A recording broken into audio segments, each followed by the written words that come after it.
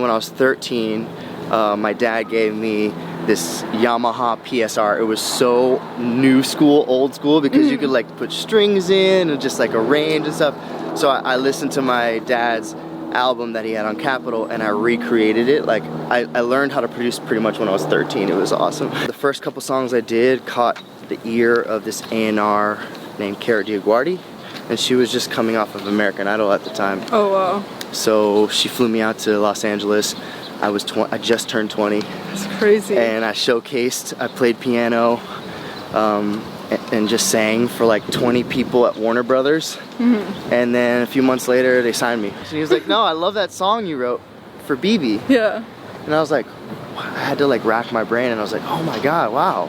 And so I guess she had finished the song in New York with like 4 or 5 other people. Yeah. And was getting signed to Warner Brothers.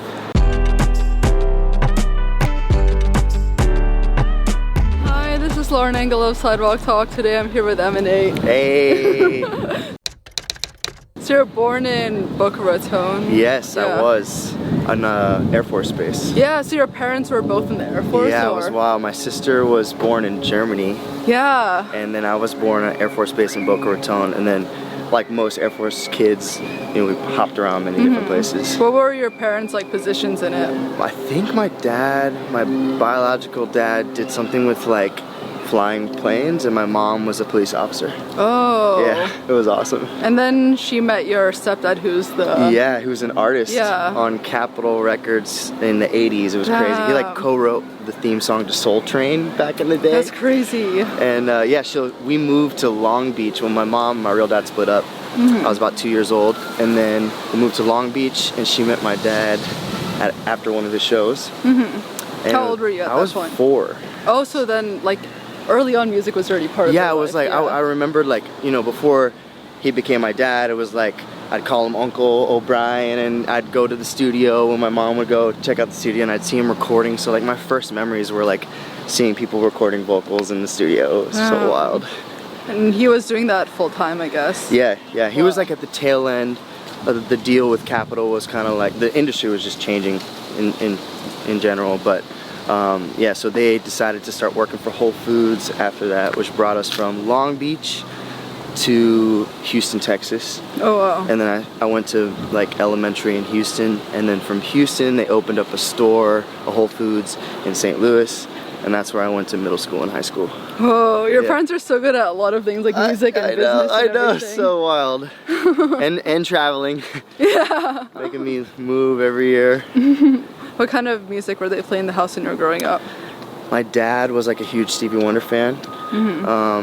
Obviously Michael Jackson, any kind of soul. When I was like 13, I heard his album that he had out on Capitol, and that really impacted me. He gave me a keyboard at that time, and the keyboard had like these capabilities of like producing like drums on it and strings. No, it wasn't the Casio one. That was my grandma. Yeah, I was gonna say, I read the one about your grandma gave me a Casio. Yeah, my grandma gave me a Casio keyboard, which taught me how to play. But then when I was 13, my dad gave me this Yamaha PSR. It was so new school, old school, because you could like put strings in and just like arrange and stuff.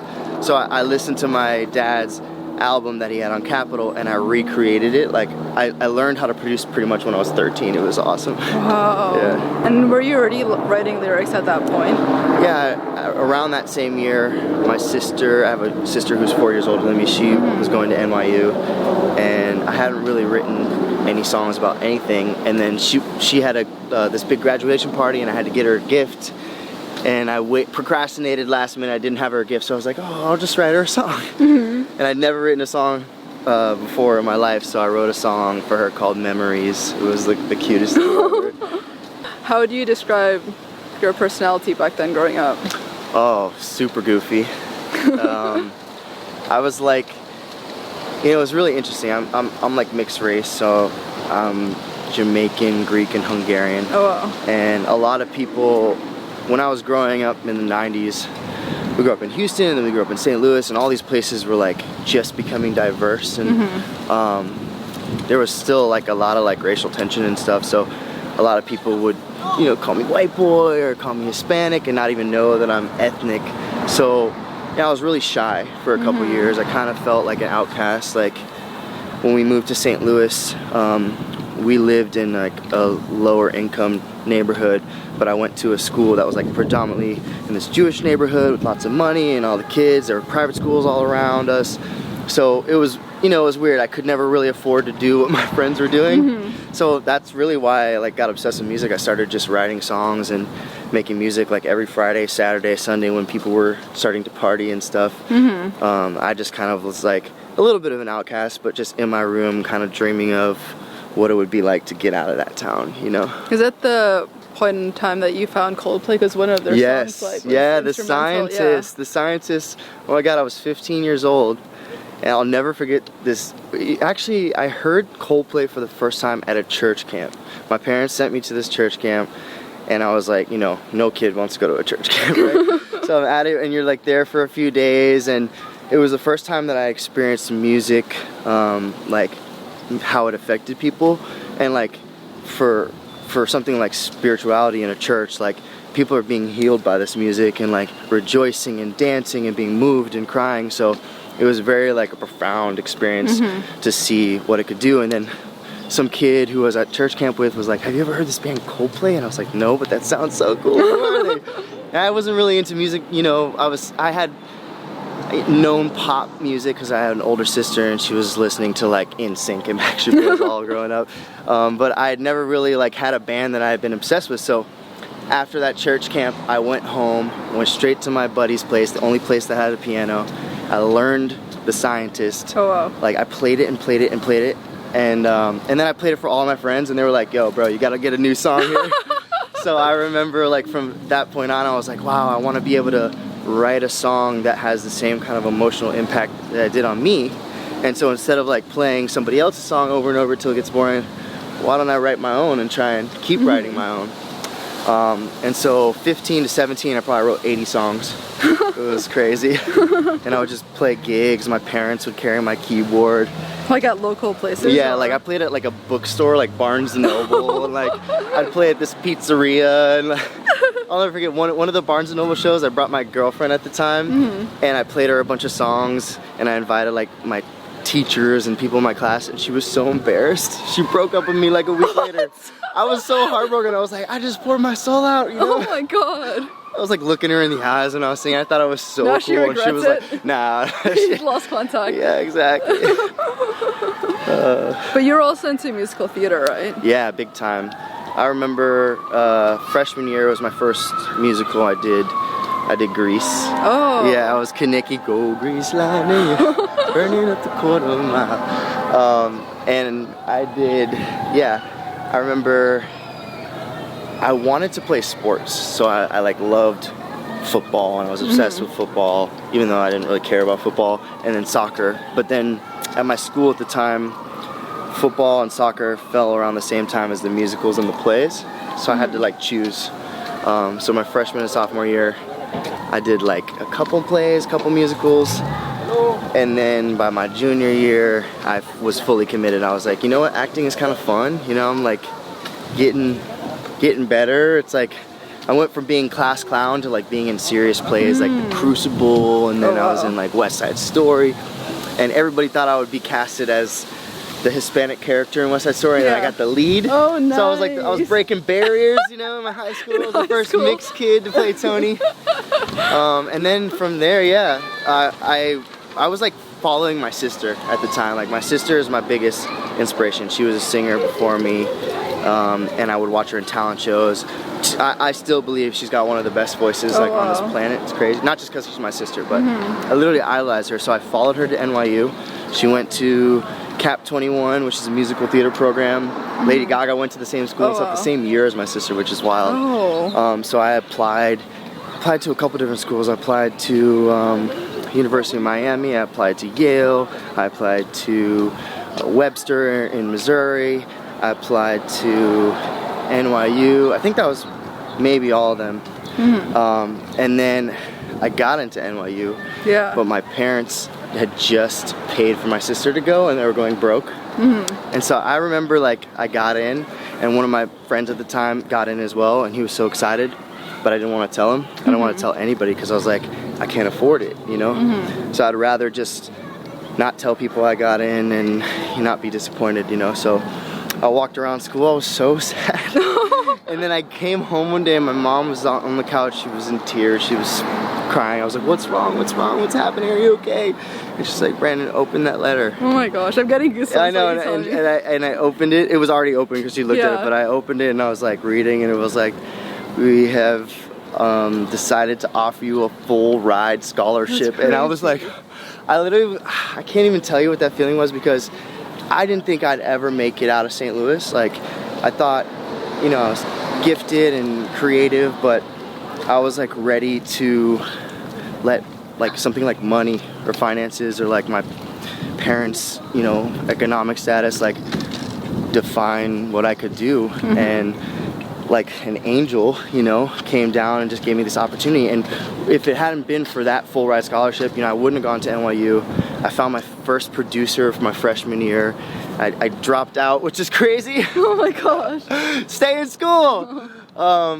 But I had, you know, I was 19 years old, I signed a publishing deal, and then I got signed to a label. Sorry. Yeah. Going back a bit, like, were parents really keen on you doing music? Because they know how challenging it is, right? They want you to like... Well, my dad, the one who was an artist, Capital, he always told me to be wary about it, because he was in a time where people would give you cars instead of advances and stuff, and just like call it even, and he actually dealt with, like, years after his deal with Capitol, he was like, we were in a Barnes and Nobles one day and he found that Capitol had released best of his music without ever telling him. And so we hired a lawyer, and he found like $60,000 of royalties and stuff. And so I was like wary trying to make it like a career. I always knew that I was good at it, but I really, you know, I'd always look up and see music videos on MTV or VH1 back when they still had them, you know?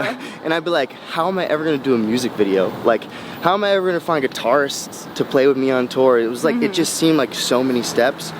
But he encouraged me to just like do it, learn how to do it on my own. He was like, you know, if you can't find producers to make your beats, why don't you produce them yourself, you know? So yeah, they were very encouraging. My mom as well. My mom's my biggest fan. She's literally like the #1 fan. What's the decision of like studying in college though? Because like their dad didn't even study it, right? Yeah, so it was like it is possible. Totally. From their point of view, for you to just do it without going to school for it. Yeah, I guess so. And I think that was my biggest concern with even like being at NYU with a full scholarship, is I still had to pay for housing and books. And like it's still a lot of money, you know? And I knew pretty quickly, probably from 15, that I wanted to do music forever, like full time as a career. I didn't know how I was gonna do it, but I knew that the conventional way of like, it's not that I didn't want to get an education, because I love school. Obviously, I worked really hard in high school to get that full scholarship, and I want to encourage kids to stay in school and learn. But sometimes you need that life experience, right? And sometimes you're incubated in a place for so long, and you might miss that opportunity to grow. Or so for me, it was pretty much like I probably wouldn't be doing music if I had graduated. Yeah, I maybe would have tried Broadway, or I have no clue. I've been waiting tables in New York, and it definitely was a struggle. You know, I spent a couple years between dropping out of school and getting signed to a label, and then getting dropped from that label, struggling. How did you meet your manager initially? I met my when you were at NYU. Oh my God! So back to the story of my dad finding royalties from Capitol. My mom, once she found the CD of his, she was like, we gotta get a lawyer, you gotta get a music attorney.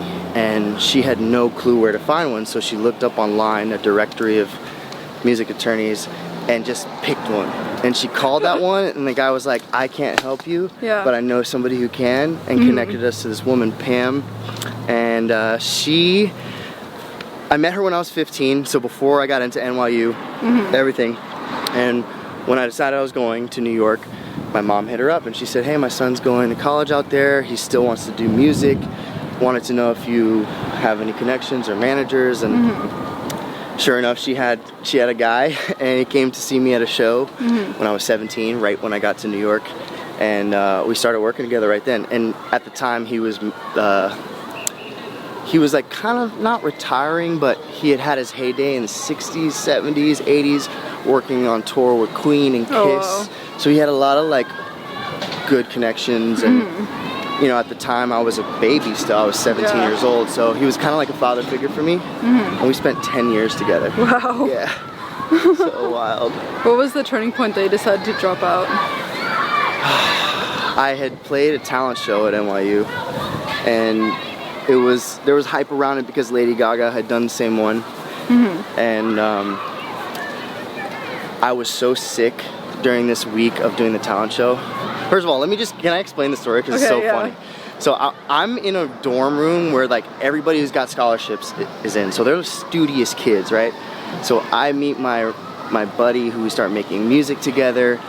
Eventually he moves into my dorm room. We're like, you gotta move in, we gotta make a ton of music. So my next door neighbor, right when he moved in, before we started making a bunch of music, she knocks on our door and she goes, hey, there's a talent show for each dorm. We thought you'd be great. We know you do music. If you audition for the talent show. And so I was like, sure. So I did the talent show for our dorm, and I ended up winning it. It was so awesome. So once you win that one, everyone from each dorm goes to the big one. And there's a few months in between it though. So in those few months, my buddy and I are making so many beats. And this girl who asked me to do the talent show would call the RA on us, bang on our walls. I'm trying to study. And then so funny. I'll never forget, because I remember seeing her at the big talent show, and I was like, thank you so much for asking me to do this. And she was like, she looked at me and she was like, I hate you. I can't wait till you leave. But then I had this really bad cold, and I couldn't hear out of my right ear, and I was like really, really nervous, like so stressed out. I'd never done something like that big for that many people before. And I was last to go, so like the whole night I'm just waiting for like 50 kids to perform, and then I get up and I play a little song I wrote about a girlfriend from high school, and I'm singing my heart out, and I'm like, I can barely hear out of one ear, and I'm just like, oh my god, this is so stressful. And then I won it, and I had no clue why or how it happened. There were people doing electric violin and dancing and backflips and beatboxing and stuff. But I remember looking down at my buddy who I was planning on dropping out with, and he just pointed at me, I pointed at him, and I was like, dude, like what? Like maybe we should do this, you know? Like I'm just some kid from St. Louis who's playing songs on the piano, writing, you know, I'm not even studying music, I'm studying musical theater, and here I am, like the universe is just lining so many things up for me. And it was pretty fast dropping out to kind of getting discovered in a way. It was like I spent maybe a year couch surfing. You went to like was it Norway? Yeah, I went to Norway, and then I got discovered from a Swedish company from there, Sony ATV. And and then I came back to New York, and I got set up in my first songwriting sessions with people. Found myself out in Brooklyn, and at the time there's this company in Brooklyn called Pilot Creative, and this huge producer now, this guy named Benny Blanco, he was managed there, and this whole group of amazing artists, like this guy named Gallant was an intern at Pilot Creative. Oh my so gosh. Crazy. All these big hit songwriters and stuff, so little old me getting in there, I never really co-written before. Yeah. And the first couple songs I did caught the ear of this A&R named Cara Diaguardi, and she was just coming off of American Idol at the time. Oh wow. So she flew me out to Los Angeles. I just turned 20. That's crazy. And I showcased, I played piano, and just sang for like 20 people at Warner Brothers. And then a few months later they signed me, which was so wild. And then I spent 2 years just writing in LA. I didn't even fully live in LA, I was just going back and forth between New York and LA. It got really depressing. I was like, I thought it was gonna be a quick thing. I thought I was gonna get a record deal and kind of like, you know, just take off. Like they would put me on the radio, or you know, something would happen, and I quickly realized there's a lot more politics involved. Were you already putting out stuff with them, or like? I hadn't put out anything. Oh, okay. And actually some of my songs that I wanted to put out were starting to get cut by other artists, and that meaning like they would put them out, and so I would be so frustrated because I'm like, you see, like it's #1 in Canada, like imagine if I put it out or something.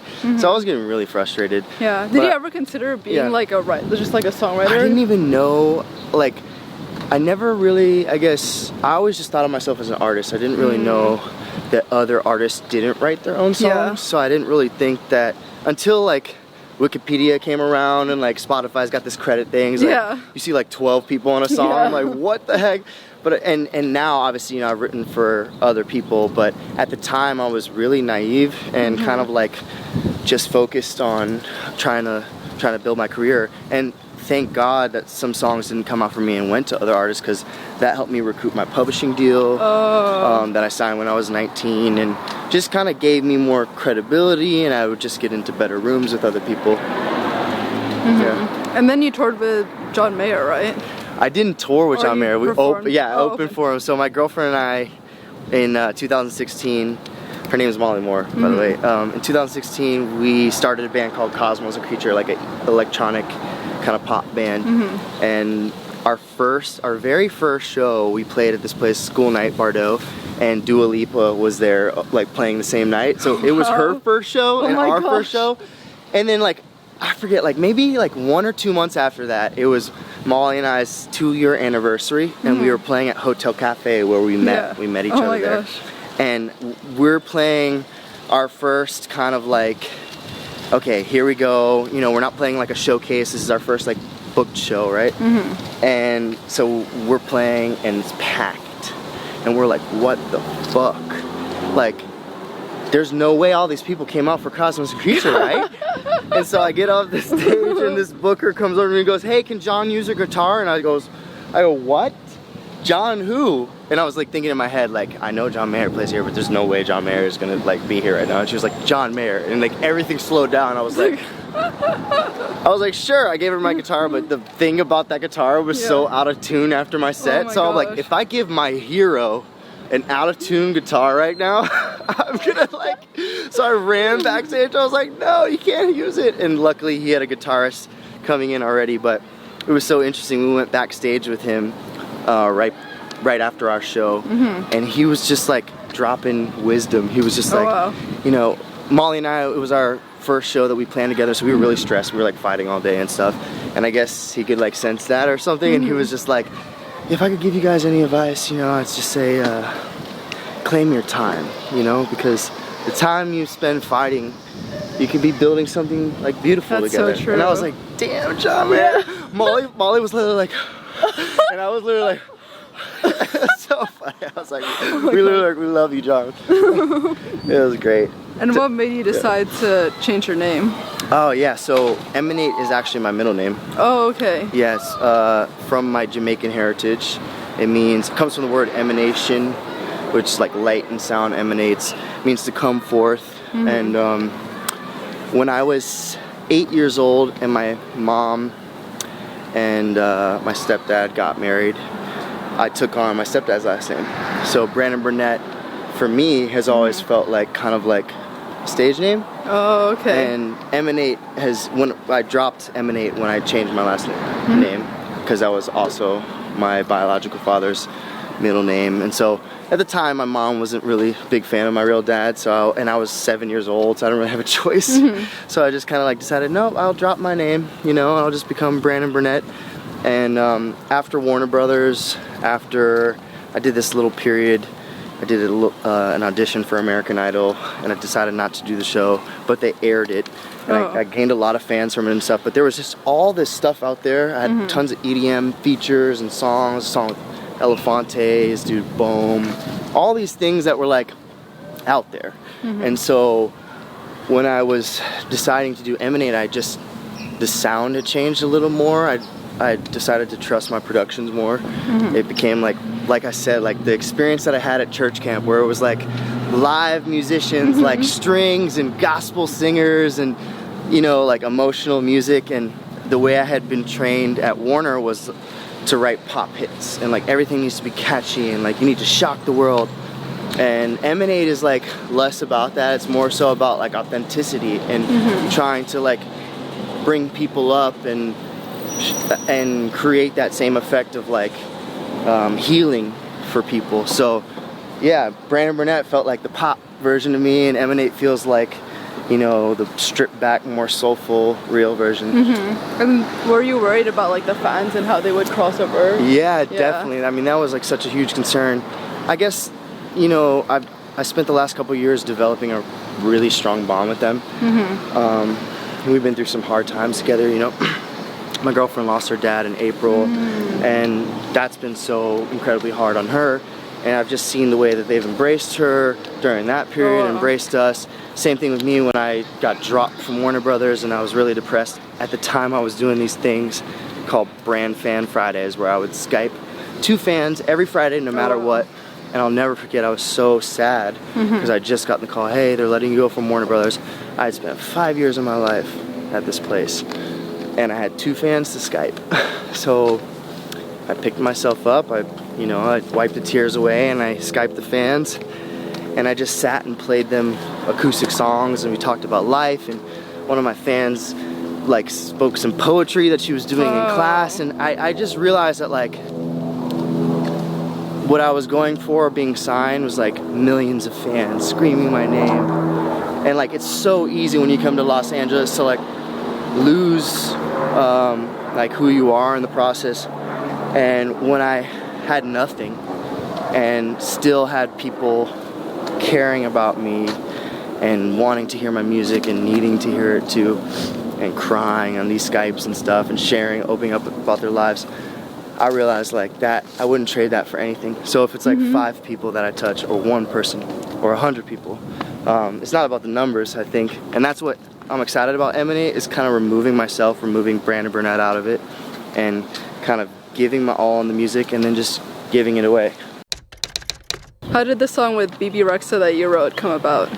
That was crazy. So it was in my first couple years living in Los Angeles. I had a week booked with Jon Bellion. We had just made an EP together and working on some more music. And then he got called into another session, so I had like 1 or 2 more days in this studio, in this nice studio. So I'm like, who could I hit up? Who could I hit up? And I knew BB from New York. We both were like scrubbing around on the Lower East Side. So you knew her like earlier? Yeah, I knew. Yeah, because we had in New York. Like, there's not many people in the music industry in New York, but like whoever was there, they would all kind of swirl around because we were all like, we got to get the fuck out of New York and get to LA. So she was.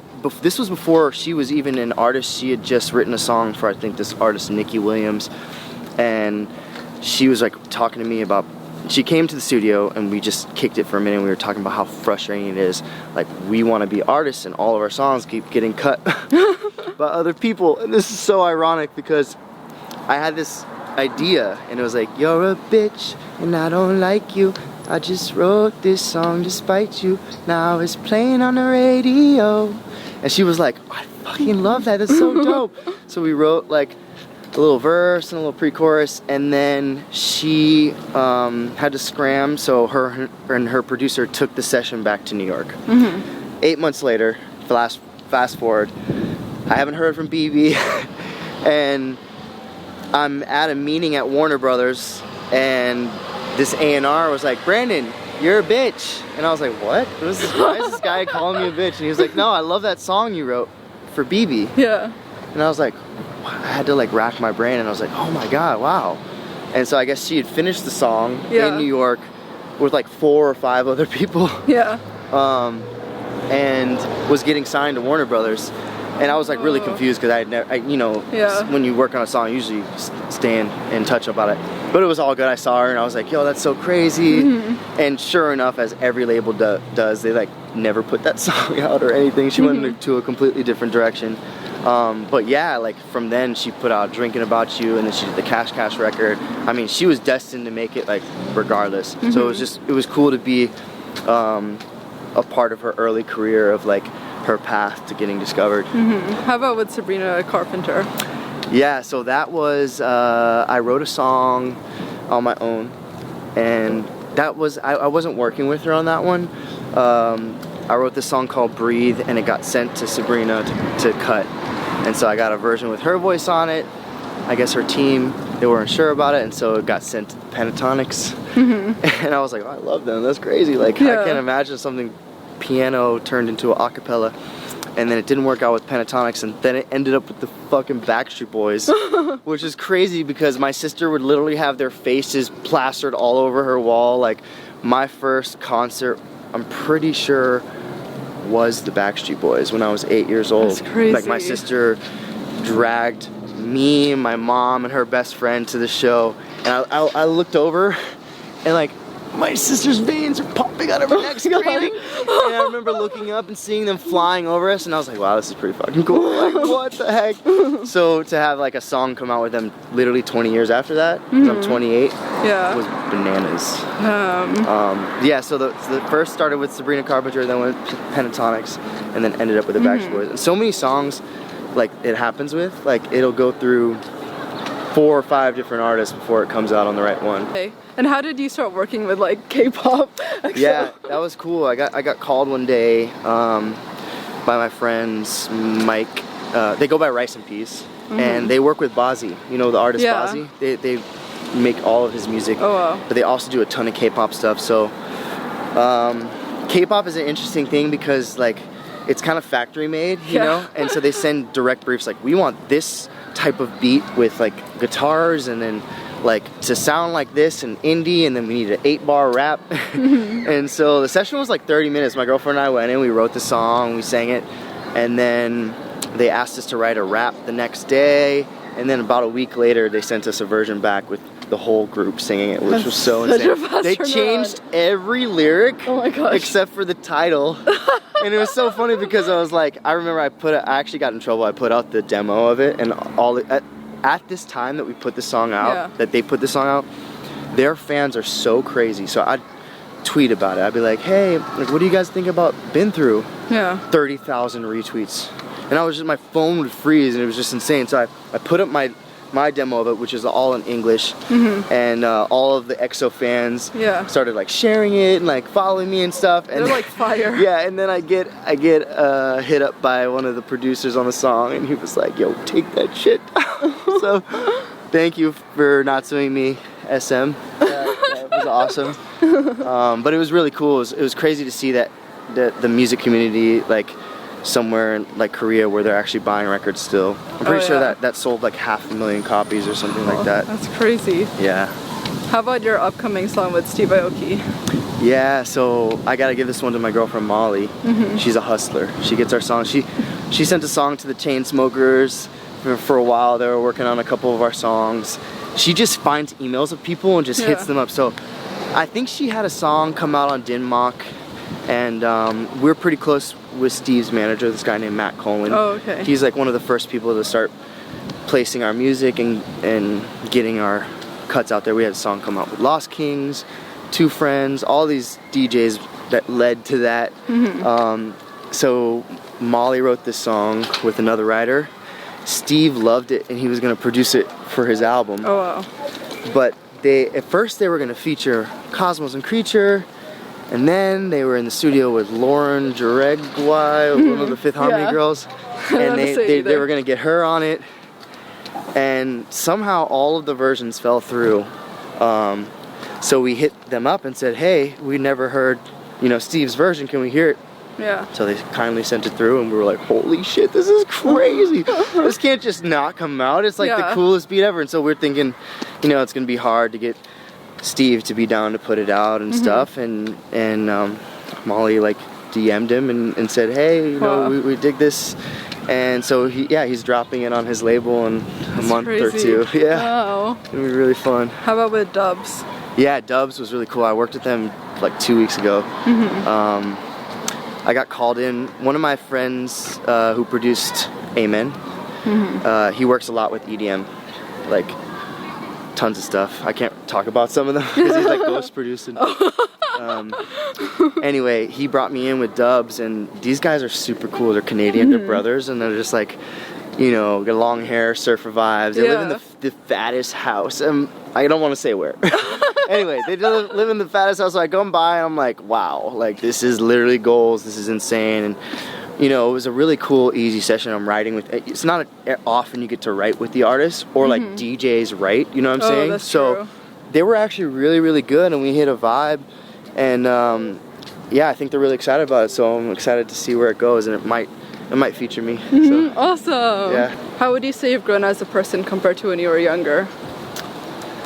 I think I've gotten more focused, and that's like a lot thanks to my girlfriend. Because when I was younger, you know, I was just partying and searching for love and kind of like replacing bad habits for other bad habits. And when I found Molly, I kind of like stopped searching for the other stuff and got a chance to like really look inward again. Even when we write music together, I write a lot of my music with my girlfriend, which is so cool. And when we're writing, you know, I'm not trying to impress anybody. I'm not trying to put on an act, you know what I mean? I'm just looking at my like person that I want to be with and trying to figure out, okay, yeah, we're in love. Okay, yeah, we fight. Yeah, we have sex. Like, what else is there to write about that instead of just the surface level stuff, you know? I kind of think it's a unique perspective because everybody's like writing about love and relationships, but imagine like it's so crazy to write about love and relationships with the person you're in that relationship with. Yeah, what is that like? Because you want to say like bad things. Yeah, sometimes, you know, sometimes people are like, what did you write that about? Or like, who is that about? Or like, you know, she'll play me something and look over at me like pissed off, you know, like yeah, you hear that, you know?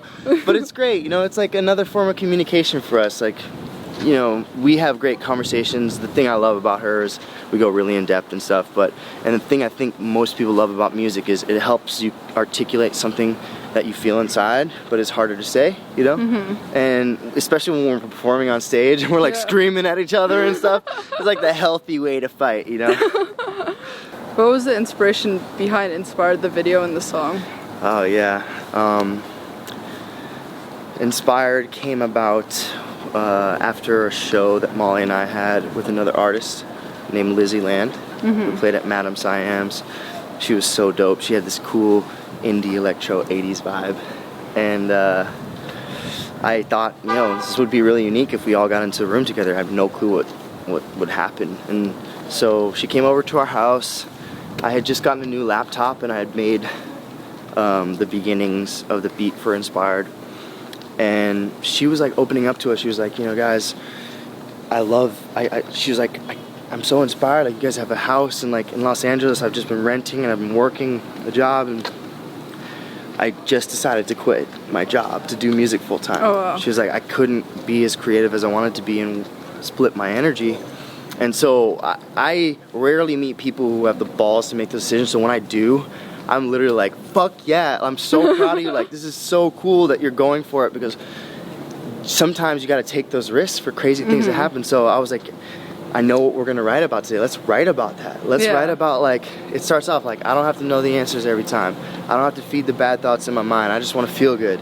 It was just like, we were literally speaking each word, you know, as we were writing it. And then Molly came into the room and started singing, yeah, you got me inspired. And it just all came together so naturally. I took it away for maybe 3 or 4 days and just sat with it. And I wrote the first verse on my own. I was like, yeah, we used to have fun. Yeah, we used to connect. Yeah, we used to go out. And so I had all these little pieces going, but it felt like, it was like a minute and a half. And so I was like, shit, this is really short. This isn't even really a full song. So I took it to my buddy Dave, who lives about a mile from me in North Hollywood. He put some live bass on it, some guitars. We had my other buddies come put some horns on it. So I was slowly starting to build it out. And then finally I came up to the bridge and I didn't know what to write. And I remembered this lullaby my mom sang me when I was baby. It's like, Brandon, Brandon, never you feel trouble, trouble will. And I was like singing it in my head, and then I pressed play on it. I was like, that'd be crazy if it fit, right? Yeah. I pressed play in the same key that I was singing in, that the key that's ingrained in my brain forever, you know, is perfectly in key, it's perfectly in time. Crazy. And so that brings me to the video. I had this, you know, the fact that my mom pretty much inspired the bridge of the song, something that she sang to me. I started thinking about what I wanted to accomplish with the video, and with Amen, the first video I did, it was kind of like psychedelic. I was making a statement of just like getting into a coffin in the beginning as Brandon Burnett, coming out as Emanate in a church, with trippy choirs and stuff. And so I wanted to work with the same director. I love this guy, Justin Frick, but I wanted to do something more authentic, like peeled back and real. So we decided to tell a story about a young woman who's, you know, going through life, getting evicted from her place, you know, trying to be inspired just like any of us.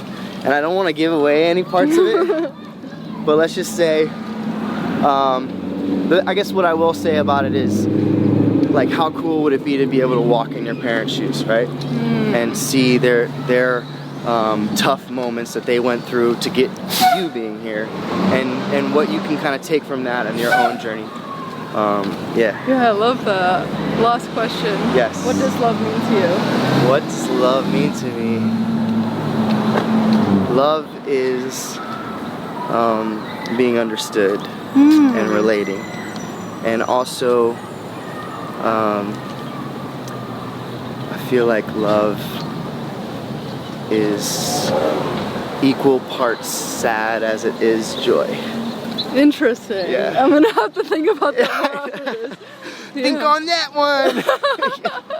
Oh, I love this. Thank you so much. Thank you. Yo, you're the best. Oh, can we do a little hug? Hi guys.